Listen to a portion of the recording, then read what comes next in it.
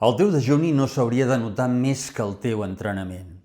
Aquest vídeo és perquè deixis de decidir si el 16-8 et va bé només pel pes o la disciplina.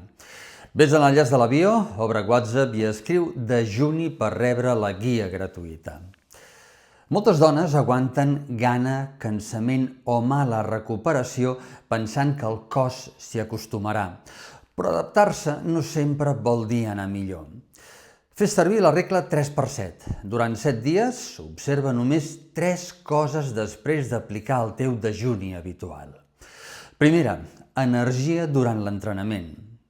Segona, gana després o al final de la finestra d'alimentació.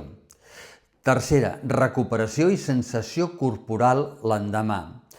Si el cos aguanta però cada vegada et notes més irritable, més buida o menys constant, hi ha informació útil.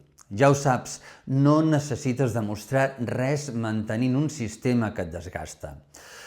Primer pas pràctic, mantén l'estructura simple i observa patrons abans de retallar més menjar o més hores. Ves a l'enllaç de la bio, obre WhatsApp i escriu dejuni per rebre la guia gratuïta.